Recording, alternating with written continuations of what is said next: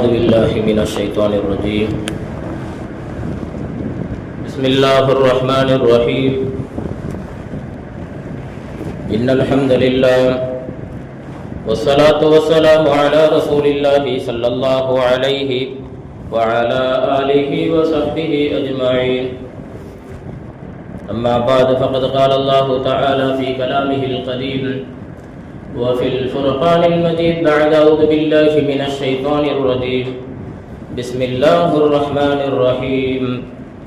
ولا تطعوا كل حلاف مهين هماز مشاء بنميم مناع للخير معتد أثيم عتل بعد ذلك زنيم. صدق الله العظيم. بسم الله الرحمن الرحيم. إن الله وملائكته يصلون على النبي يا أيها الذين آمنوا صلوا عليه وسلموا تسليما. اللهم صل وسلم وبارك عليه. صلاة الله سلام الله على طه رسول الله. صلاة الله سلام الله على ياسين حبيب الله. صدق الله العظيم. அளவற்றாளனும் நிகரற்ற அன்புடையலுமாகிய எல்லா புகழும் புகழ்ச்சியும் அல்லாஹ் ஒருவனுக்கு உரித்தாகட்டுமாகுக. நமது கண்மணி நாயகம் முஸ்தபா தாஹா ரசூலுல்லாஹி ஸல்லல்லாஹு அலைஹி வஸல்லம் அன்னவர்கள் மீதும் அவர்களின் பரிசுத்தமான குடும்பத்தார்களான அஹ்லு பைத்துகள் மீதும் சத்திய சஹாபாக்கள், தாபியன்கள், தபோ தாபியன்கள் மற்றும் உயர்ந்த சுகதாக்கள், அவுலியாக்கள், நாதாக்கள், நல்லடியார்கள் மீதும் இந்த பள்ளிவாசலில் வீற்றிருக்கக்கூடிய நம் அனைவரின் மீதும் இந்த புனிதம் நிறைந்த இந்த குத்துபாவை கேட்டுக்கொண்டிருக்கிற இஸ்லாமிய சொந்தங்கள் அனைவரின் மீதும் இறை சாந்தியும் இறை கருணையும் என்றென்றும் உண்டாகட்டுமாக. அல்ஹம்துலில்லாஹ். அல்லாஹ்வுடைய மாபெரும் கிருபையால் பரக்கத்துகளும் ரஹ்மத்துகளும் பொழிந்த துஆக்கள் ஏற்றுக்கொள்ளப்படக்கூடிய ஏழைகளின் திருநாள் என்று போற்றப்படக்கூடிய ஜும்மாவுடைய தினத்திலே அல்லாஹ் இதுபோல அழகான ஒரு தருணத்தை ஏற்படுத்தி இருக்கிறார். இது போன்ற அழகிய தருணத்தை பெருமானாரை மதித்து முதலாவது நபராக பள்ளிக்குள் வந்து அமர்ந்திருக்கக்கூடிய பெருமானார் மீது முகபத்தோடு, பிரியத்தோடு, ஆசையோடு, ஆர்வத்தோடு வந்து கலந்திருக்கிற நம் அனைவரும் மீது அல்லாஹு தாலா இதுபோல இந்த வாய்ப்பை போல அல்லாஹு தாலா நாளை பெருமானார் ஸல்லல்லாஹு அலைஹி வஸல்லம் அவர்களோடு இதுபோல சங்கமித்திருக்கக்கூடிய அந்த பாக்கியத்தை அல்லாஹ் நம் அனைவருக்கும் தந்தல் புரிவானாக.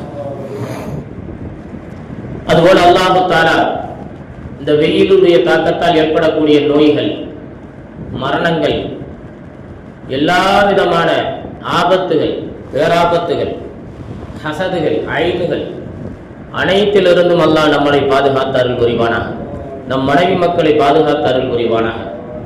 அதுபோல அல்லாஹு தஆலா இந்த உலகத்தில் வாழக்கூடிய காலங்களில் இறைவன் நமக்கு எதை சொல்லியிருக்கிறானோ, எதை செய்ய சொல்லி கட்டாயப்படுத்தியிருக்கிறானோ அவை அனைத்தையுமே இன்பமயத்தோடு செய்வதற்கும் பெருமானாருடைய பொன்மொழிகளை ஏற்று அதன்படி வாழ்ந்து பெருமானாருடைய அன்பையும் துஆவையும் பெறக்கூடிய பாக்கியசாலிகளாக நம்மளை ஆக்கியர்கள் புரிவானாக. ஆமீன் ஆமீன். வாஹிர் தஅவானா அல்ஹம்துலில்லாஹி ரப்பில் ஆலமீன். இன்றைக்கு சாபத்தால் நிறைந்த துர்க்குணவாதிகள் என்ற ஒரு தலைப்பின் கீழ் சில தகவல்களை மற்றும் நாம் காண இருக்கிறோம். பொதுவாக சாபம் என்று சொன்னால் லானத்து என்று சொல்வார்கள். லானத்துல்லாஹ், அல்லாஹ்வுடைய லானத்தை பெறுவது. அல்லாஹ்வுடைய லானத்தை பெற்ற நபர்களுடைய வரலாற்றுகள் ஏராளம் இருக்குகிறது. நூஹ் நபியை தொட்டு பெருமானார் ஸல்லல்லாஹு அலைஹி வஸல்லம் காலம் வரையில் ஏகப்பட்ட வரலாற்று நிகழ்வுகள் இருக்கிறது. நாம் பெருமானார் ஸல்லல்லாஹு அலைஹி வஸல்லம் காலத்துக்குள் மட்டும் உள்ளடக்கப்பட்ட சில தகவல்களை மட்டும் நாம் காண இருக்கிறோம். ஏனென்று சொன்னால் இது ரபியுல் அவ்வலுடைய மாதம். நமது கண்மணி நாயகம் முஸ்தபா தாஹா ரசூலுல்லாஹி ஸல்லல்லாஹு அலைஹி வஸல்லம் அவர்கள் உதித்த மாதம். இந்த உலகத்தில் உதித்த 100 இந்த உலகத்தில் வந்த மாதம். கடந்த சமயத்தில் கூட சொன்னேன், குல் இன் குன்தும் துஹிப்பூனல்லாஹ ஃபத்தபிஊனி யுஹிப்புக்குமுல்லாஹு வ யக்ஃபிர் லக்கும் துனூபக்கும். இறைவன் தன் திருமலையிலே சொல்லும் பொழுது அழகாக சொல்லுவான், அல்லாஹ்வுடைய பிரியம் வேண்டும் என்று சொன்னால் குல் இன் குன்தும் துஹிப்பூனல்லாஹ், குல் இன் குன்தும் துஹிப்பூனல்லாஹ், அல்லாஹ்வுடைய பிரியம் கிடைக்க வேண்டும் என்று சொன்னால் பெருமானாருடைய நபி வழிகளை பின்பற்ற வேண்டும் என்பதாக நமக்கு குர்ஆன் சொல்லுகிறது. அப்படி பின்பற்றினால் வயக்ஃபிர் லக்கும் துனூபக்கும், நம்மளுடைய பாவங்களை மன்னிப்பான், அல்லாஹ் பிரியப்படுவான் என்ற வசனங்களை எல்லாம் கடந்த சமயங்களிலே நாம் செவிகளிலே அதிகாலை தொழுகைக்கு பின்னால் கேட்கப்பட்ட அழகான ஒரு வாசகங்கள். அதிலே சொல்லும் பொழுது சொல்லுவார்கள், இந்த உலகத்திலே 2 விஷயத்துக்கு ஷைத்தான் இப்லீஸானவன் ஒப்பாரி வைத்து அழுதான் என்பதாக குர்துபி இமாம் எழுதும் பொழுது சொல்வார்கள். ஒன்றாவது, எந்த நபிக்கும் கிடைக்காத பாக்கியம், எந்த நபியும் அனுபவிக்காத பெரிய பாக்கியம், பரக்கத்து நிறைந்த மோஜிசாத்துகள் நிறைந்த இன்றைய காலகட்டத்தில் எத்தனையோ ஒளிமார்கள் பயன்படுத்திய ஒளிமார்களுக்கு கராமத்தாக இருக்கக்கூடிய பேரற்புதமான சூறாவான சூரத்துல் ஃபாத்திஹா எந்த நபிமாருக்கும் கிடைக்காத பெரிய மோஜிசா. அந்த மோஜிசாவை இறைவன் கொடுத்த பெரிய பாக்கியம் இந்த உம்மத்தை முஹம்மதியாவுக்கு மட்டும்தான். அதனால் ஜிப்ரீல் அலைஹிஸ்ஸலாத்து வஸலாம் அவர்கள் சூரத்துல் ஃபாத்திஹாவை கொண்டு வரும் பொழுது இப்லீஸானவன் ஓ என்று ஒப்பாரி வைத்து அழுதான் என்பதாக குர்துபி இமாம் தனது தஃசீராத்துகளிலே பதிவு செய்கிறார்கள். அதே போல நபிகள் நாயகம் ஸல்லல்லாஹு அலைஹி வஸல்லம் அவர்கள் இந்த உலகத்திலே உதிக்கக்கூடிய அந்த தருணத்திலே உதித்ததற்கு பின்னால் கேள்விப்பட்டு அந்த இப்லீஸ் ஆகிறவன் ஓ என்று ஒப்பேர் வைத்து அழுதானாம். ஏனென்று சொன்னால் வழிகெடுப்பதற்கு சுதந்திரமாக கிடைத்த அந்த சுதந்திரம் பெருமானாரால் உடைக்கப்படுகிறது. அதானங்க, பெருமானாரால் உடைக்கப்படுகிறது. எப்ப உடைக்கப்படுது? பெருமானார் ஸல்லல்லாஹு அலைஹி வஸல்லம் இந்த உலகத்தில் உதிக்கும் பொழுது அழுதான். அழுததனுடைய அந்த அந்தரங்கத்தை அவன் அறிந்து கொண்டான். நம்மளும் தான் இருக்கோம், துன்யாவில் வாழ்றோம். வாங்க சொன்னா அந்த தொழுகையை விட்டா அதாவது இருக்குங்கிறத என்னைக்கா நினைச்சு நம்ம அழுது இருக்கிறோமா? இல்ல, இது ஒரு சுகமா இருக்கு, பரவாயில்லை. இந்த லொஹரை விட்டுட்டாலும் பரவாயில்லை, அடுத்த அசருக்கு பார்த்துக்கிறோம், அசரை விட்டா பரவாயில்லை, சுகந்தமா தான் இருக்கு, நல்லா தான். வீட்டில் கொஞ்ச நேரம் பிள்ளைகளோட ஸ்டே பண்றதுக்கு, டிவி பார்க்கறதுக்கு, சாப்பிட்றதுக்கு, அல்லது வெளியில போய் பேசுறதுக்கு சுகந்தமா இருக்கு, நல்லா இருக்கு. சக்கராத்தினுடைய நிலையிலே பெருமானார் ஸல்லல்லாஹு அலைஹி வஸல்லம் அவர்கள் சொல்லி இருக்கிறார்கள், உங்களுடைய ரூஹுகள் பெருவிரலில் இருந்து எடுக்கப்படும் பொழுது எல்லா காட்சிகளும் நீ எங்க போகிறாய், சொர்க்கமா நரகமா, நரகத்தின் அதாபுகளை அனுபவிக்க போகிறாயா, சுகந்தத்தை அனுபவிக்க போகிறாயா என்பதை அல்லாஹ் தஆலா காட்சியாக கண் முன்னாடி காட்டுவான் என்பதை பெருமானார் ஸல்லல்லாஹு அலைஹி வஸல்லம் சொன்னார்கள். சக்கராத்தினுடைய நேரையிலே அவன் எல்லாத்தையுமே தெரிந்து கொள்வான் என்பதாக நமக்கு பெருமானார் ஸல்லல்லாஹு அலைஹி வஸல்லம் வரலாற்றில் இருந்து ஏகப்பட்ட வரலாறுகள் நமக்கு இந்த ரூஹு பிரியக்கூடிய அந்த தருணத்தை சொல்லி காட்டியிருக்கிறார்கள். அந்த ரூஹு நம்மை விட்டு பிரியக்கூடிய அந்த தருணத்தை நாம் கற்பனை செய்தாலும் கூட இறை பயம் என்பது நம் உள்ளத்தில் இல்லவே இல்லாமல் போய்விட்டது. கடுகளவும் நம் உள்ளத்தில் தங்குவதில்லை. பாவிகளாக நாம் வாழ்ந்து கொண்டிருக்கிறோம், பாவிகளாகவே இருந்து கொண்டிருக்கிறோம், பாவம் செய்யக்கூடியவர்களாக இருந்து கொண்டிருக்கிறோம். தொழுகை இன்னொரு தொழுகையில் இருந்து நம் ஈமானை நூறானியத்து பெறும் என்பதை நாம் மறந்து போய் வாழ்ந்து கொண்டிருக்கிறோம். அப்போ இப்லீஸானவன் என்ன செய்தானாம்? பெருமானார் ஸல்லல்லாஹு அலைஹி வஸல்லம் இந்த உலகத்தில் வந்ததை நினைத்து ஒப்பாரி வைத்து அழுதான். ஏன்? நம்மளுடைய சுதந்திரம் கெட்டு போச்சுடா. ஸ்கூல் லீவ் விட்டு திருப்பி ஸ்கூல் ஓபன் பண்ணும்போது இந்த கிளாஸ்ல டீச்சர் மாறுவாங்க. சில டீச்சர்கள் அடிப்பாங்க, அடிக்கிற டீச்சர்கள்லாம் இருப்பாங்க. இப்ப அடிக்கிறது இல்லாதனால எல்லாருமே என்ன செய்யறாங்க, டீச்சர்களை டேஷன்ல கொண்டு போய் அடிக்கிறாங்க, ஜெயில வச்சு. இதான் பாவம். எப்படி மாறி போச்சு பார்த்தீங்களா? காலம் மாறி போயிடுச்சு. ஸ்கூல்ல மாணவன் அடிக்கிறத விட்டுட்டு இப்ப டீச்சருக்கு கிளாஸ் எடுக்கிறாங்க. காவலர்கள் அவங்க கூட்டு போய் என்ன செய்யறாங்க, அவங்களுக்கு ஒரு பனிஷ்மெண்ட் கொடுத்து, நீ பிள்ளைய அடிப்பியா, என்ன படிச்சுட்டு வந்த, என்ன டிகிரி முடிச்ச, உனக்கெல்லாம் என்ன அப்படின்னு சொல்லி டீச்சருக்கு இப்ப கிளாஸ். உலகம் எப்படி போயிடுச்சுன்னு பாருங்க, காலமாற்ற நிலை. அப்ப இந்த உலகத்துல பெருமானார் ஸல்லல்லாஹு அலைஹி வஸல்லம் உதித்ததை இப்லீஸ் அழுதுருக்கான். அப்ப எவ்வளவு பெரிய ஜோதி நமது பெருமானார் ஸல்லல்லாஹு அலைஹி வஸல்லம். அவர்களுடைய பெயர்கள் எந்த இடத்தில் சொல்லப்படுகிறதோ மலக்குமார்கள் கூட்டம் கூட்டமாக குவிகிறார்கள். ஸலவாத் மஜ்லிஸ்கள், திக்ர் மஜ்லிஸ்கள், அவங்களுடைய பேர் சொல்லப்படக்கூடிய எந்த இடமா இருந்தாலும் சரி, அவர்கள் பேரு சொல்லப்படாமல் தொழுகை முதற்கொண்டும் கூடாது என்பதாக எழுதியிருக்கிறார்கள் வரலாற்று ஆசிரியர். பெருமானார் ஸல்லல்லாஹு அலைஹி வஸல்லம் அவர்கள் மீது ஸலவாத்தும் ஸலாமும் ஒரு மனிதன் சொல்லாமல் அவன் சலாம் கொடுப்பானே என்று சொன்னால் அது நஃபிலாக இருந்தாலும் அது கூடாது என்பதாக பதிவு செய்திருக்கிறார். அது கூடாது என்று பதிவு செய்திருக்கிறார். அப்ப பெருமானார் ஸல்லல்லாஹு அலைஹி வஸல்லுடைய அவங்களை கோபப்படுத்தினா அல்லாஹ்வே என்ன செய்கிறான்? கோபப்படுகிறான். அவங்களை கோபப்படுத்தினா அல்லாஹ், நான் ஏற்கனவே சொல்லியிருக்கிறேன், ஹபீபுல்லா என்று சொன்னால் அல்லாஹ் காதலிக்கும் நபர் ரசூலுல்லாஹ் ஸல்லல்லாஹு அலைஹி வஸல்லம். அல்லாஹ் காதலிக்கிறான் பெருமானாரை. குர்ஆன், நான் கடந்த சமயம் சொன்னேன், குர்ஆன் முழுக்க பெருமானாருக்கு சொன்ன புகழாரங்கள், மதகுகள். குர்ஆன் முழுக்க யாருக்கு இங்க வஹியை கொண்டு வந்து இறக்கி யாருக்கு சப்ஜெக்ட் சொன்னான்? இப்ராஹிம் நபிக்கு சொன்னானா? நபி நூஹ் அலைஹிஸ்ஸலாத்துக்கு சொன்னானா?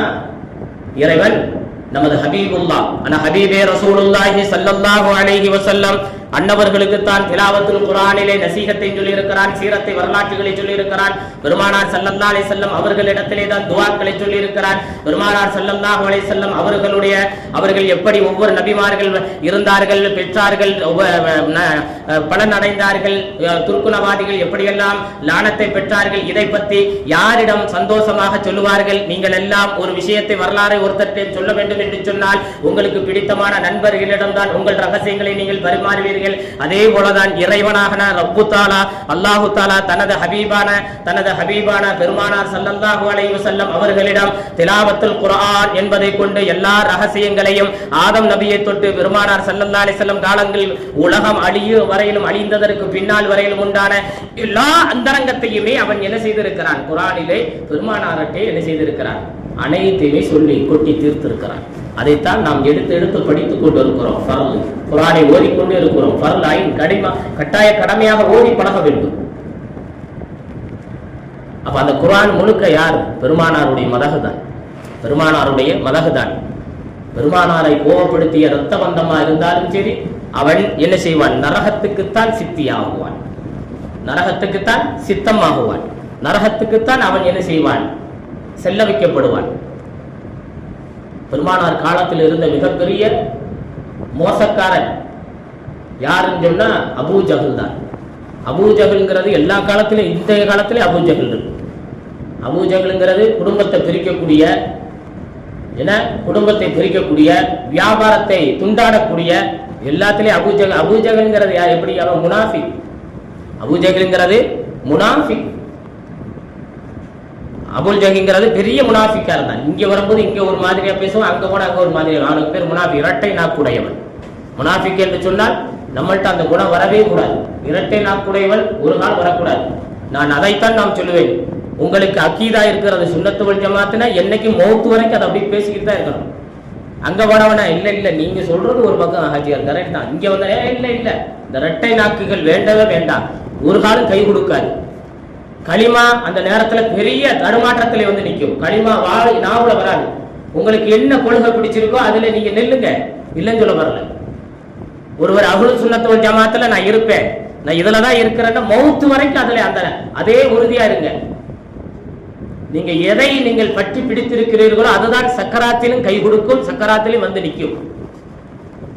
தடுமாற்றத்தில் இருந்தீங்க வச்சுக்கிறீங்களேன், அதுக்கு உதவுனது யாரு? ஷைத்தான். அந்த ஷைத்தான் தான் உங்களை வந்து என்ன செய்வான்? இதை அங்கேயும் வந்து தரத்துதை உருவாக்குவான், ரெட்டிப்பு நிலையை உருவாக்குவான். களிமா சொல்லாத, அதை சிந்திக்காத, இதை சிந்திக்காத, லலாலத்தை சிந்தி என்று சொல்லி அவனை நரகத்துக்கு போவதற்குண்டான வழிகளை உருவாக்குவான் ஷைத்தான், இப்லீஸ். ரூஹு போற நேரத்தில் எவ்வளவு பெரிய. அப்ப நம்ம வாழ்ந்ததுக்கு அர்த்தம் இல்லாம போச்சா இல்லையா? அப்ப மிகவும் மோசக்காரனான அபூ ஜஹல், அபூ ஹுரைரா ரலியல்லாஹு தஆலா அவர்கள் அறிவிக்கிறார்கள். முஸ்லிம் ஷரீஃபிலே சொல்லப்படுகிறது, 5390வது ஹதீஸிலே பதிவு செய்கிறார்கள். மக்காவில் ஒரு சமயம் பெருமானார் ஸல்லல்லாஹு அலைஹி வஸல்லம் அவங்களுடைய உள்ளத்தை மிகவும் நெடுறச் செய்த கோரமான ஒரு சம்பவம், வரலாற்று நமக்கெல்லாம் தெரிந்த சம்பவம் தான். அபூ ஜஹல் என்பவன் ஒரு சபையை கூட்டி அதிலே உட்கார்ந்து கொண்டு அவன் கேட்பானாம், அபூ ஜஹல் என்பவன் உங்களிடத்திலே முகம்மது என்பவர் இருக்கிறாரா? அந்த முகம்மது என்பது அந்த மனிதரை இறைவனை வணங்குவதற்காக தனது நெற்றியை மண்ணிலே வைக்கிறாரா, அதாவது சுஜூதை செய்கிறாரா என்று மக்களிடத்தில் கேட்டபோது எல்லாரும் சொன்னார்களாம், ஆம் நாம் எல்லாரும்.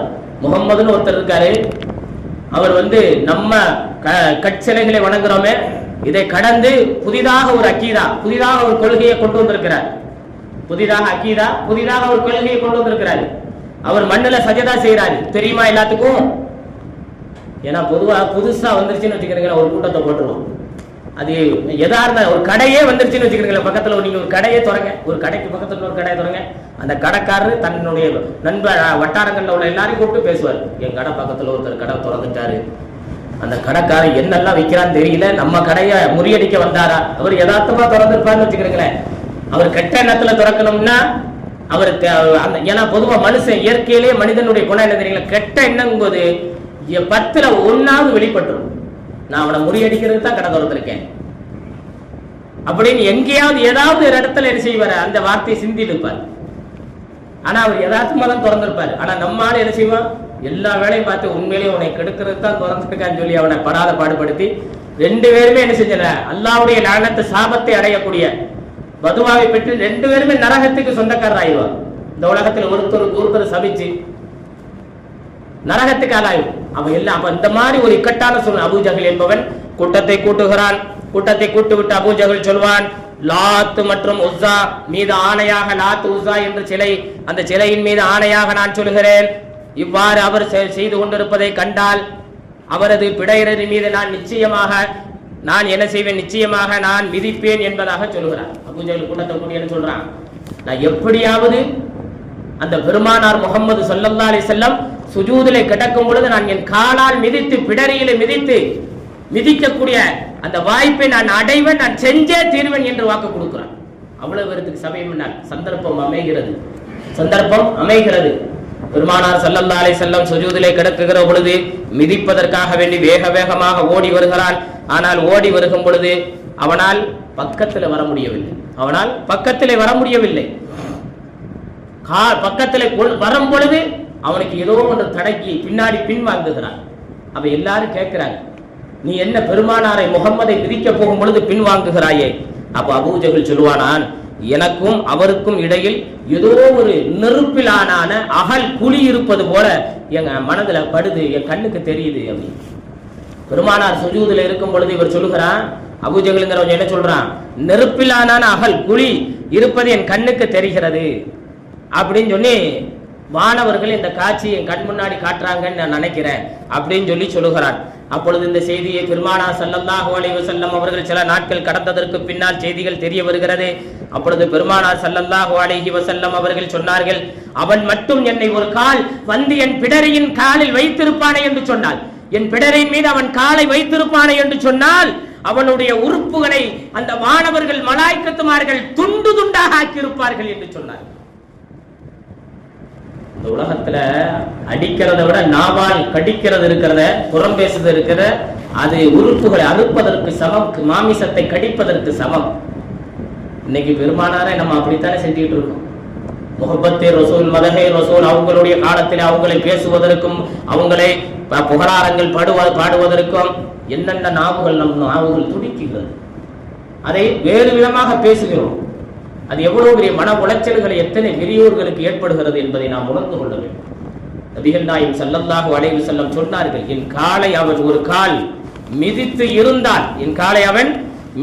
இருந்தால் அவனுடைய உடல் துண்டாக்கப்பட்டிருக்கும் என்பதாக நபிகள் நாயகம் ஸல்லல்லாஹு அலைஹி வஸல்லம் அவர்கள் சொன்னார்கள். நபிகள் நாயகம் ஸல்லல்லாஹு அலைஹி வஸல்லம் அவர்கள் சொன்னார்கள். ஆனால் அவனுடைய மரணம் எல்லாம் மோசமாகி போனது. 2 சிறுவர்களால் அவனுடைய கழுத்து துண்டாடப்பட்டது என்பதாக வரலாறுகள் சொல்லப்படும்.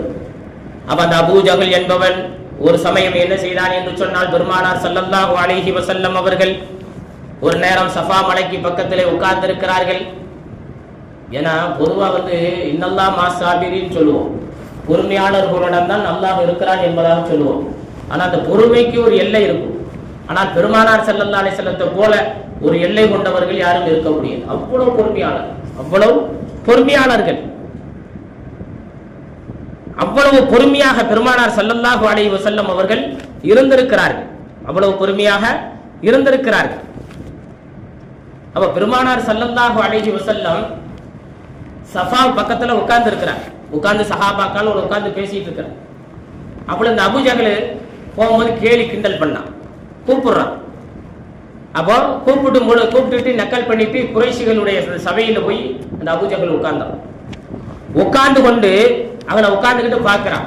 இந்த நபி சபா மருமா மேல அந்த இது மேல சபா வலைக்கு மேல எவ்வளவு அழகா உட்கார்ந்துருக்காரு அப்படின்னு சொல்லி ஒரு கல்லை தூக்கி அடிச்சிட்டான். ஏன்னா இன்னைக்கு பாருங்க, ஒருத்தரை பிடிக்கலைன்னா ஒண்ணு கேலி பண்ணிக்கிட்டே இருப்போம். அவன் கேலி பண்ணும் பொழுது கிண்டல் பண்ணும்போது பொறுமையா இருப்பான். ஆனா பொறுமையை கடந்து போயிட்டான்னு வச்சுக்கிறீங்களேன், இவ்வளவு உனக்கு பொறுமை இருக்காடா, என்ன செய்யணும் சொல்லி வேற ஏதாவது ஒண்ணு பண்ணுவோம். ஆக மொத்தம் என்ன செய்யணும், அவன் கோலையா இருக்கான் பத்தியா, அவன் பலகீனமா இருக்கான் பத்தியா, பலகீனம் நமக்கு ஒரு சாதகம். அவனை வச்சு நம்ம பெரிய ஆளாகும். அவனை கிண்டல் பண்றது, நக்கல் பண்றது, கல்லால் அடிக்கிறது, குடும்பத்துல பிரச்சனையை உருவாக்குறது, சண்டையை வைக்கிறது, அவன் சொத்தை பறிக்கிறது, என்னெல்லாம் செய்யணுமோ அதெல்லாம் இன்னைக்கு சமூகத்துல இஸ்லாமிய சொந்தங்கள் ஒருவனுடைய பலகீனத்தை வைத்து பயன்படுத்தி பந்தாடி கொண்டு இருக்கிறோம். பயன்படுத்தி பந்தாடி கொண்டு இருக்கிறோம். அப்போ அது போல இவன் என்ன செஞ்சான், கல்லை விட்டு அடித்து விட்டான், கல்லை வைத்து அடித்து விட்டான்.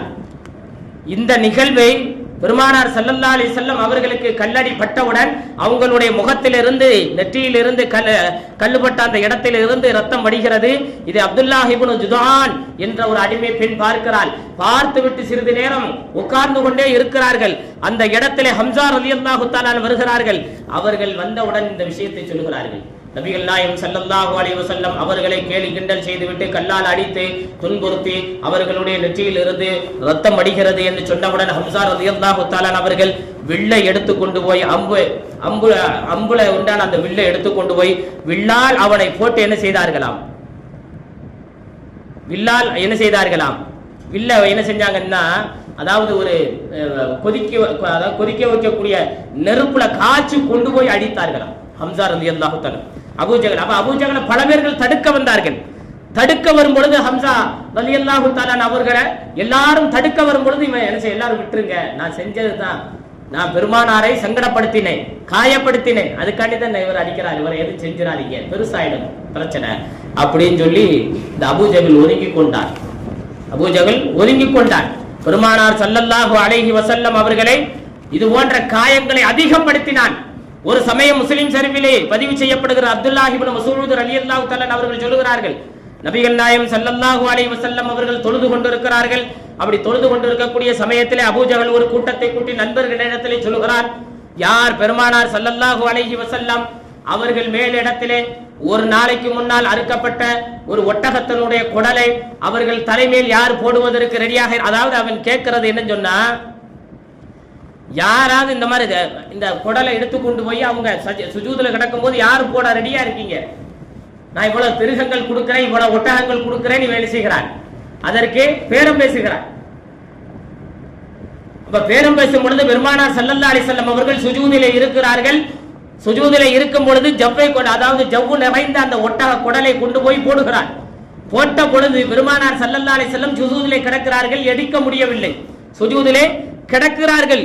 அந்த சுஜூதிலே கிடக்கும் பொழுது எடுக்க முடியவில்லை, கனமாக இருக்கிறது. பெருமானார் ஸல்லல்லாஹு அலைஹி வஸல்லம் சுஜூதிலிருந்து எழுந்திருக்க முடியாதை கண்டுவிட்டு ஃபாத்திமா அம்மையார் கண்ணீர் வடிக்கிறார்கள்.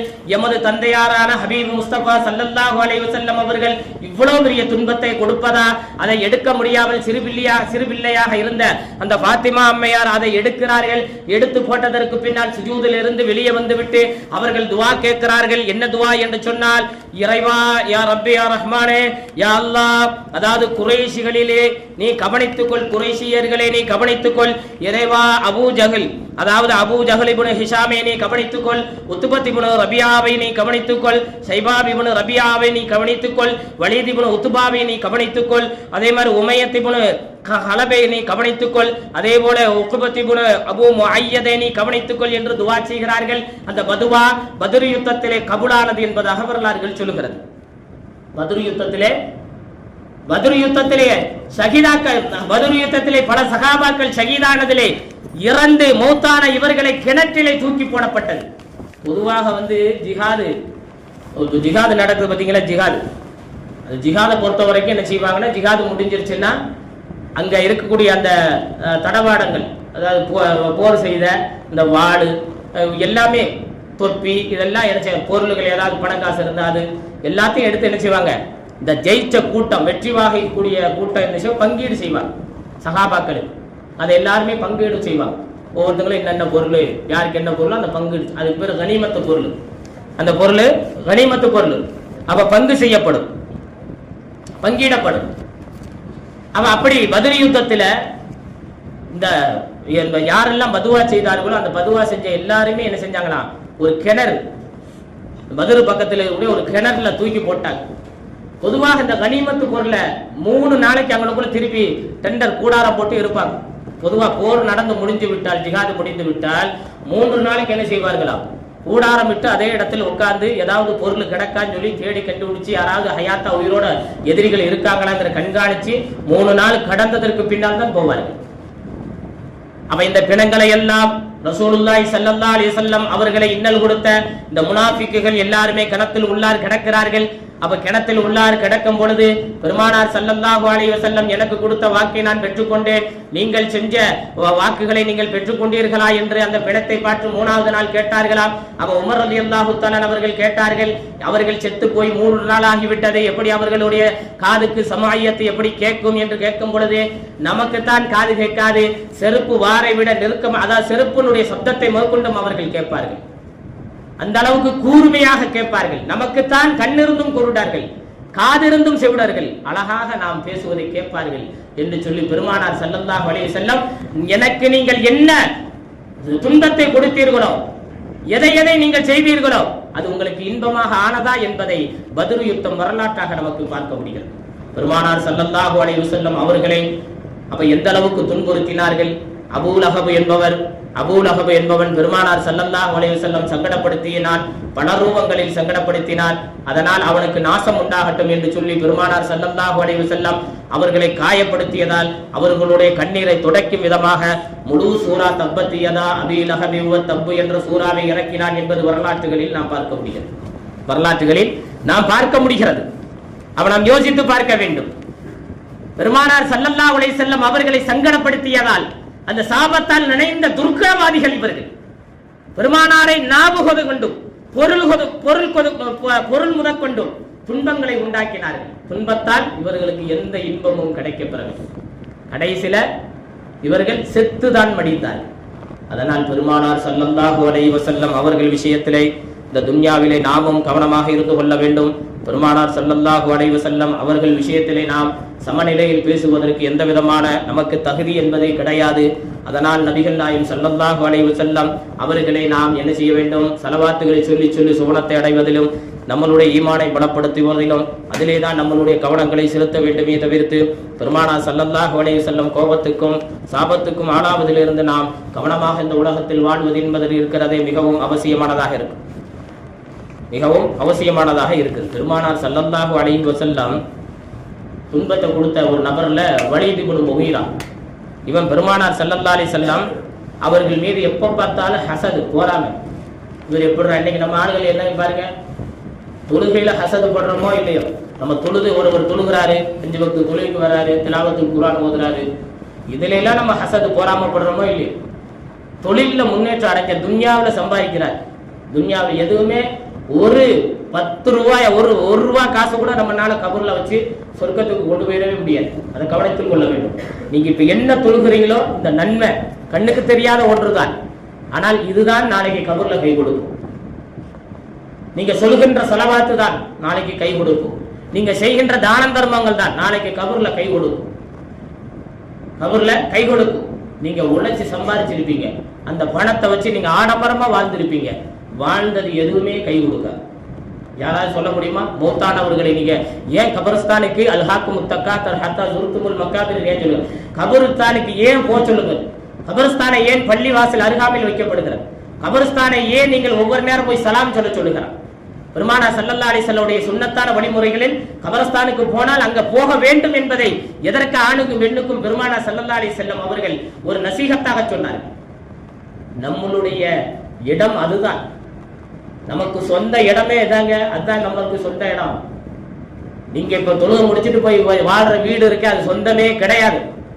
இன்னைக்கு ஒரு செவருக்கு ஒருத்தர் வெட்டிக்கிறக்கூடிய சூழ்நிலைகளை பார்க்க முடியுது செய்தித்தாள்கள்ல. ஒரு செவருக்கு ஏன் என் வீட்டு சுவரை இடிக்கிற? ஒரு 30 வருஷம் கழிச்சு போய் அந்த சண்டை போட்ட நபர்களை கேளுங்க, அவன் செத்து போயிட்டான். அன்னைக்கு ஒரு சண்டை போட்டான், இருந்தா அன்னைக்கு மண்ணுக்கு போயிட்டான். ஏங்க, எல்லாமே அல்லாஹ்வுடைய கசானாக்கள். நமக்கு எதுவுமே சொந்தம் கிடையாது. நம்மளே ஒரு அல்லாஹ் என்ன செஞ்சா கேட்டு வாங்கி படைச்ச ஒரு மண்ணு. ஒவ்வொரு மண்ணுத்தையும் இஜாசத்து வாங்கி ஒவ்வொரு மண்ணை எடுத்து படைச்சா. நம்மளே ஒரு கடன் நிலை மாதிரி தான் இருக்கிறோம், கடன் வாங்கிய நிலை மாதிரி. ஆதம் நபியை படைக்கிறதுக்கு மண்ணால தான் நல்லா படைச்சான். மண்ணு ஒவ்வொரு மண்ணுகளையும் என்ன செஞ்சா அந்த மண்ணுட்ட இஜாசத்தை அனுமதி வாங்கி தான் நம்மளையே படைச்சான். நமக்கு எதுவுமே சொந்தம் கிடையாது. கடைசியில அந்த மண்ணு தான் சாப்பிடுது. அந்த மண்ணு எதையெல்லாம் வச்சிருக்க தனக்கு வசப்படுத்தி, புழுவை வச்சிருந்தாலும் சரி, பாம்பை வச்சிருந்தாலும் சரி, தேலை வச்சிருந்தாலும் சரி, எது தனக்கு வச்சிருக்கோ அதை என்ன செய்யும், அந்த மண்ணுக்குள்ள இருக்கக்கூடிய அந்த மண் என்ன செய்யும், வெளிப்படுத்தி அந்த உடலை கடிச்சு திங்கி அந்த உடல் அதுக்கு இரையாகும். அந்த மண்ணு யாரை நண்பராக்கி கொண்டதோ அதுதான் சாப்பிடுகிறது. மண்ணில் கபர்ல வைத்த உடனே நல்லவர்கள் என்று சொன்னால் அந்த உடலை தொடுவதற்கு யோசிக்கும். சந்தன மனங்கள் மணக்கும், நறுமணங்கள் மணக்கும். எத்தனை காலங்கள் கடந்தாலும் என்ன செய்யப்படாது, அது மாற்றங்கள் ஏற்படாது. ஒரு சின்ன ஒரு விஷயத்தை சொல்லுகிறேன். நான் காயல்பட்டினத்தில் மகரால ஓதி முடிச்சு 2011 ஓதி முடிச்சேன். ஓதி முடிச்சுட்டு முதல்ல வேதாலயம்ட்டு ஒரு ஊர்ல போய் துளை வச்சேன், பெரிய பள்ளி வாசல். அதாவது பெரிய பள்ளி, அங்கே 3 பள்ளி. அப்போ அங்கே துளை வச்சிருக்கும் போது, அப்போ துவா வரும்போது ஒரு கபரஸ்தான்ங்கிறது எப்படி இருக்கும், பொதுவாக கபரஸ்தான் சொன்னா எல்லா கபர்களையும் உடைத்து தான் சுவர் கட்டியிருப்பாங்க. அப்போ ஒரு கபர் மட்டும் வெளியில ஒரு 2-3 கபர் நான் கேட்டேன், இந்த கபரை ஏன் இப்படி வெளியில நீங்க வச்சிருக்கீங்க, ஏன் இதோடு சேர்த்து இது பண்ணிட வேண்டியதானே, அடைச்சிட வேண்டியதானே, அது ஏன் தனியா வச்சிருக்கீங்க, என்ன காரணம்? அப்போ அவர் சொல்லுவார், அந்த ஆஜியார் பள்ளியினுடைய தலைவர், அல்லாஹ் ஒரு கபரை சோன பூஞ்சோலை ஆக்கணும். அப்போ அவர் சொன்னாரு, அந்த நபர் ஒரு சமயம் அந்த பள்ளிவாசலை கட்டிக்கிட்டு இருக்கும்போது கொரோனா பிரிவு செய்யும் பொழுது, அது பழங்காலத்து கல்லு பள்ளி, அந்த முன்னாடி உள்ள இடங்கள்லாம் கிளீன் பண்ணி ஒரு சில வேலைப்பாடுகள் நடக்கும் பொழுது அந்த கபரையும் என்ன செய்யறாங்க, இடிச்சு சமநிலைப்படுத்துவதற்காண்டி தோன்றாங்க. அப்ப தோண்டும் போது உள்ள ஒரு கபர் இருக்கு, ஒரு வயதான ஒரு பெண் இருக்கு. அந்த பெண்ணினுடைய ஆடை முதற்கொண்டு என்ன செய்யல, எதுவுமே ஆகல, எதுவுமே எதுவுமே அந்த கிளியலை எதுவுமே இல்லை, அப்படி ஃப்ரெஷ்ஷா தான் இருக்கான். அந்த ஊர் மக்களை எல்லாம் கூப்பிட்டு என்ன செஞ்சாங்கன்னா, அந்த தீதார பார்க்க சொல்றேன், இந்த அம்மா யாரு, வயதான மூதாட்டி முதற்கொண்டு பார்த்தது யாருன்னே தெரியலன்னு சொல்றாங்க. அந்த ஊர் தான், அந்த ஊருக்கார பெண்ணு தான், அது யாருன்னே அந்த அம்மா யாருன்னு தெரியலன்னு சொன்னாங்க. அப்ப எவ்வளவு காலத்துக்கு முன்னாடி அடங்கியிருப்பாங்க, அந்த உடல் எப்படி பாதுகாக்கப்பட்டிருக்கு, அது எவ்வளவு பெரிய ஆச்சரியமா இருக்கிறது. அது அல்லாஹ் கையில இருக்கு. ஒரு உடல் அழிப்பதற்கும் அழிக்குவதற்கும் அழிக்காம பாதுகாக்கிறது அவன் கையில இருக்கு. நம்ம எந்த அளவுக்கு அவனோடு மோதிக்கொண்டு அவனுடைய நெருக்கத்தை பெறுகிறோமோ அந்த அளவுக்கு அல்லாஹ் அனுமதி கொடுப்பான். இந்த உடலை அழிக்காது என்று சொன்னால் அழிக்காமல் வைப்பான். அப்படி வச்சா அந்த உடலை எல்லா நபர்களும் பார்த்தாரு. அப்புறம் மீண்டும் பழைய மாதிரி என்ன செஞ்சாங்க, தொழுது என்ன செஞ்சாங்க, கபர் அடக்கம் பண்ணி பூசிட்டு, இது எதுவுமே பண்ணாதீங்க, இதுல எந்த டச்சும் பண்ணாதீங்க. அந்த அம்மா பேரும் தெரியல, அட்ரஸும் தெரியல, யாரு என்ன குடும்பத்தை சேர்ந்த என்ன வகையெல்லாம் தெரியல, யாருக்குமே தெரியல. சரி ஹைர், இப்படி ஒரு சீதேவியான ஒரு தாய் இருந்திருக்காங்கன்னு சொல்லி அடக்கம் பண்ணாங்க. ஏன்னா அப்ப நபி மீது ஸல்லல்லாஹு அலைஹி வஸல்லம், அப்ப கபருங்கிறது நம்ம எதையுமே கொண்டு போறது கிடையாது. அப்ப பெருமானாரை விஷயத்துல நம்ம என்ன செய்யக்கூடாது, நாவு தவறி கூட தப்பா பேசிடக்கூடாது. சண்டை போடுவது பிரச்சனை அல்ல, ஈஸியா சண்டை போட்டுக் கொள்ளலாம், பெருமானாருக்காண்டி சண்டை போடலாம், மார்க்கத்துக்காக சண்டை போடலாம். ஈமான் நம்மளை விட்டு போகாமல் பாதுகாத்து விட வேண்டும். ஈமான் நம்ம இடத்தில் போய்விட்டால், நம்மளை அறியாமல் குஃபரிலே கடந்து விட்டால், மரண நேரத்தில் சக்கராத்து நேரத்தில் அது தெரிந்தால் எவ்வளவு பெரிய பாவம். அந்த வலீத் இப்னு முகைரா என்பவன் பெருமானார் ஸல்லல்லாஹு அலைஹி வஸல்லம் மேலே ஹசதாக போராமையாக இருந்தான். அப்படி இருந்தும் பொழுது பெருமானார் ஸல்லல்லாஹு அலைஹி வஸல்லம் அவர்களை ஜுனூனியத் பைத்தியக்காரன் என்று பெருமானார் ஸல்லல்லாஹு அலைஹி வஸல்லம் அவர்களை ஊர் முழுக்க கொட்டடித்துக் கொண்டு பெருமானார் ஸல்லல்லாஹு அலைஹி வஸல்லம் அவர்களை சங்கடப்படுத்திக் கொண்டே இருந்தான். அப்ப வலீத் இப்னு முகைரா மிகவும் சங்கடப்படுத்தியதால் உடனே அல்லாஹு தஆலா ஒரு வஹியை அறிவித்தான். யாருக்காக வஹி அறிவித்தான்? முனாஃபிக்கான வலீத் இப்னு முகைராவுக்கு. யாரை சங்கடப்படுத்தியதால் அந்த வஹி அறிவித்தான்? பெருமானாரை, நமது ஹபீபு முஸ்தபா ஸல்லல்லாஹு அலைஹி வஸல்லம் அவர்களை சங்கடப்படுத்தியதால் அந்த அறிவித்தான், இந்த வஹியை அறிவித்தான். அந்த வஹியில வலீத் இப்னு முகைராவை பத்தி இறைவன் சொன்னா, உனக்கு 9 குணம் இருக்குடா, உனக்கு 9 குணம் இருக்கு. இந்த 9 குணத்தாலே உனக்கு என்னது கிடையாது, ஜன்னத்தே கிடையாது. அல்லாஹ் நம்மளை எல்லாம் அல்லாஹ் பாதுகாக்கணும். அப்ப அல்லாஹ் சொல்லுகிறார், அதாவது 68வது சூறாவில் 68வது சூறாவில் 10ல் இருந்து, அதாவது 10ல் இருந்து 13 வசனம் வரைக்கும், 68வது சூறாவில் 10ல் இருந்து 13 வரைக்கும் அல்லாஹ் தஆலா என்ன செய்கிறான்? வலீத் இப்னு முகீராவை பற்றியே பேசுகிறான். என்ன சொல்கிறான் என்று சொன்னால், வலா துதிஉ குல்ல ஹல்லாஃபின் மஹீன் ஹம்மாஸிம் மஷாஇம் பினமீம் மன்னா இல்லில் கைர் முஅத்ததின் நசீம் உதில்லிம் பஅத ذلك ஸனீம். அதாவது உனக்கு முதலாவது ஹல்லாஃப் என்ற குணம் இருக்கிறது, அதாவது எடுத்ததற்கெல்லாம் பொய் சத்தியம் செய்யக்கூடியவனாக நீ இருக்கிறாய். வலீத் இப்னு முகீராவை பார்த்து இறைவன் சொல்கிறான், உனக்கு இருக்கக்கூடிய கெட்ட குணங்களில் நீ எதற்கெடுத்தாலும் என்ன செய்கிறாய்? பொய் சத்தியம் செய்கிறாய். அதே போல மஹீன் அற்ப புத்தி உள்ளவனாக இருக்கிறாய், அற்ப மட்டமான புத்தி உள்ளவனாக இருக்கிறாய். ஹம்மாஸ் அதாவது புறம் பேசக்கூடியவனாக நீ இருக்குகிறாய். 4வது குணத்தை சொல்கிறான், மஷாயிம் பின் நமீம், கோல் சொல்லி பார்த்தால் கோல் சொல்லிக் கொண்டே இருக்குகிறாய். அதைத்து சொல்கிறான், முஅத்ததீன் வரம்பு மீறக்கூடியவனாக இருக்கிறாய். அசீம் பாவம் செய்யக்கூடியவனாக இருக்கிறாய். உதுல்லின் கல் நெஞ்சக்காரனாக இருக்கிறாய். ஜனீம் தவறான வழியில் பிறந்தவனாக இருக்குகிறாய். தவறான வழியில் பிறந்தவனாக இருக்கிறாய். அப்போ இவன் நினைக்கிறான், யாரு? வலீத் இப்னு முகீரா. நமக்கு 8 குணம் கரெக்ட், 8 குணம் அந்த அல்லாஹ் சொன்ன 8 இது நம்மள்ட்ட இருக்கு, எல்லா குணம் இருக்கு. ஆனா அந்த ஜனீம் சொன்னானே, விபச்சாரத்துல நீ பிறந்திருக்கிறாய் என்று சொன்னானே, அதை நான் நம்பவே முடியாது. போய் தாயிடம் போய் கேட்கிறான். தாயிட்ட போய் அல்லாஹு தஆலா நான் வழிதவறி பிறந்தவன் என்பதாக 9 குணத்தை சொல்லும் பொழுது, நான் வழிதவறி பிறந்தவன் என்பதாக இறைவன் என்னை சுட்டிக்காட்டி இருக்கிறான். நான் வழிதவறி பிறந்தவனா என்று தாயிடம் கேட்கும் பொழுது அவள் தாய் சொல்லுவாளாம், உனக்கு தகப்பனாக கிடைத்திருக்கக்கூடியவன் மிகப்பெரிய பணக்காரன், ஆனால் அவனுமோ மிகவும் பலகீனமானவனாக இருந்தான். அவனுக்கு எந்த விதமான ஆண்மை இல்லாதவனாக இருந்தான். அதனால் நான் ஒரு ஆட்டு இடையிலும் போய் இந்த சொத்துக்கள் எல்லாம் எனக்கு வராசத்திலே வர வேண்டும், எனக்கு கைப்பற்ற வேண்டும் என்பதற்காக வேண்டி நான் ஆட்டியிடனும் போய் அவனிடம் உடலுறவு வைத்துக் கொண்டு நான் உன்னை பெற்றெடுத்தேன் என்பதாக வலீத் இப்னு முகீராக்கு அவங்க தாயா சொல்லுகிறான். அப்ப அல்லாஹ் சொன்னது பார்த்தீங்களா, எப்படி படம் போட்டு இப்படித்தான் கியாமத்துல காட்டுவான். வலீத் இப்னு முகீரா இதை கேட்டு ஆச்சரியம் அடைந்து போனான். அதனால இந்த உலகத்தில் வாழக்கூடிய நாம என்ன செய்ய வேண்டும்? பெருமானார் ஸல்லல்லாஹு அலைஹி வஸல்லம் அவர்களுடைய சாபத்தில் நினைந்த துர்க்குணவாதிகளை போல் இந்த உலகத்தில் நாமும் வாழ்ந்து விடக்கூடாது. பெருமானார் ஸல்லல்லாஹு அலைஹி வஸல்லம் அவர்கள் எந்த விதமான குற்றங்கள் குறைகள் இல்லாதவர்களாக நாளை அவர்கள் முன்னால் என்ன செய்ய வேண்டும்? நிற்க வேண்டும். பெருமானார் ஸல்லல்லாஹு அலைஹி வஸல்லம் சுன்னத்தை ஹயாத்தாக்குவதிலே நாம் என்ன செய்யக்கூடாது? வெட்கப்படக்கூடாது. நான் ஒரு தடவை சொல்லி இருக்கிறேன், தன் மனைவிக்காக வேண்டி மார்க்கத்தை புதைக்கக்கூடிய மனிதர்கள் எத்தனை பேர்கள் வந்து விட்டார்கள். உதாரணத்துக்கு நான் ஒரு சமயம் தாடியை பற்றி பேசினேன். தாடி, என் மனைவி சொல்லுகிறான் தாடி குத்துகிறது என்பதற்காக வேண்டி மனிதன் என்ன செய்கிறான்? மனைவி பேச்சை கேட்டு மார்க்கத்தினுடைய சுன்னத்தை அவன் சிரச்சி விட்டு, அவன் சுன்னத்தை இழந்து விட்டு அவன் ஹாயாக சுத்துகிறான். பெருமானார் மீது ஸலவாத்து சொல்வதை தாண்டி இன்ஸ்டாகிராமிலே பாட்டை கேட்டு இதை மனப்பாடம் பண்ண அதை மனப்பாடம் என்ன நம் இளைஞர்களை வழிகெடுக்கக்கூடிய மிகவும் மோசமான இளைஞர்கள் உருவாகி ஒருவன் 10 பேரை உருவாக்கக்கூடிய மோசமான காலகட்டத்திலே நாம் அமர்ந்து கொண்டிருக்கிறோம். இதெல்லாம் பெரும்பாவம் அல்லவா? ஒருவன் என்ன செய்கிறான்? சினிமா பாட்டை கேட்கிறான், கேள், இல்லை என்று சொல்லவில்லை. பர்லு தொழுகை விட்டு விட்டாயே, சுன்னத்தை விட்டு விட்டாயே, அமலியத்தை விட்டு விட்டாயே, திலாவத்துல் குர்ஆன் ஓத தெரியவில்லையே, பெருமானார் ஸல்லல்லாஹு அலைஹி வஸல்லம் ஸலவாத்து சம்பந்தமா பேசுவதற்கு என்ன தகுதி இருக்கிறது?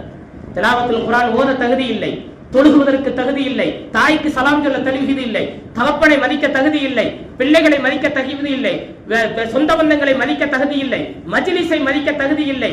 எந்த தகுதி இல்லாமல் பெருமானாரை பேசுவதற்கு என்ன அருகதை இருக்கிறது நமக்கு? அதனால் கவனமாக வாழ வேண்டும். பெருமானார் காலத்திலே சாபத்தால் நினைந்த துர்க்கரவாதிகளை போல நாமும் ஆகிவிடாமல் இந்த உலகத்தில் சாலிகினர்களாக வாழ்வதற்கு அல்லாஹ் நசீபாக்கி தந்தல் புரிவானாக. முத்தகின்களாக வாழ்வதற்கு அல்லாஹ் நசீபாக்கி தந்தல் புரிவானாக. பெருமானார் ஸல்லல்லாஹு அலைஹி வஸல்லம் ஷஃபாத்தை முழுமையாக நம் அனைவருக்கும் தந்தல் புரிவானாக. பெருமானார் ஸல்லல்லாஹு அலைஹி வஸல்லம் அவர்கள் கூட நாளை மறுமையிலே இருக்கக்கூடிய நசீபினை தந்தல் புரிவானாக.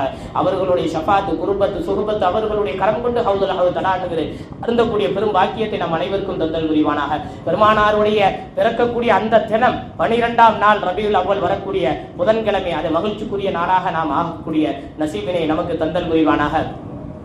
பெருமானார் ஸல்லல்லாஹு அலைஹி வஸல்லம் இந்த உலகத்தில் உதிப்பதற்காக சொர்க்கத்தை அலங்கரித்தான் என்பதாக ஹதீசுகளிலே பார்க்க முடிகிறது.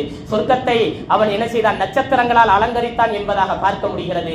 எத்தனை பேர் அலங்கார நட்சத்திரம் இந்த துன்யாவில் இருந்து கொண்டு அவன் வஹுப் என்பவன் பார்த்தான். ஒரு பாதிரி, கிறிஸ்தவ பாதிரியார் பார்த்தார். பெருமானார் உதித்ததனுடைய அடையாளம் அங்கே நட்சத்திரமாக தோன்றி அந்த அழகை பார்த்தார்கள். அதே போல நாமும் அந்த நாளை அழகூட்டக்கூடிய நாளாக, மெருகூட்டக்கூடிய நாளாக, மிகவும் கண்காட்சிக்குரிய நாளாக பெருமானார் இந்த உலகம் பெருமானார் இல்லை என்று சொன்னால் நாம் இந்த உலகத்தில் கிடையவே கிடையாது. பெருமானாருக்காக வேண்டி மேராஜிலே அத்தனை நபிமார்களும் தொழுதார்கள், அத்தனை நபிமார்களும் பாக்கியத்தை அடைந்தார்கள். அதை மேராஜனுடைய ஒவ்வொரு நபிமார்களை சந்திக்கும் பொழுது பெருமானாருடைய நிகழ்வுகள் நமக்கு பெருமானார்கள் நாளை இந்த உலகத்தில் அவர்கள் கடைசியாக இருந்தாலும் நாளைக்கு பெருமானார் இடத்திலே தான் உம்மத்தை முகமதியாவுகள் எல்லா உம்மத்துகளும் பெருமானாருடைய ஷஃபாத்தை எதிர்பார்த்திருப்பார்கள். அந்த ஷஃபாத்துக்கு மிகவும் தகுதி உள்ளவர்களாக நாம் இருக்கிறோம். கடைசி வரையிலும் மௌத்து வரையிலும் இருந்து நாளை மறு உலகத்தில் பெருமானாரோடு ஒன்றிணைந்து வாழ்வதற்கு அல்லாஹ் நசீபாக்கி தந்தல் புரிவானாக.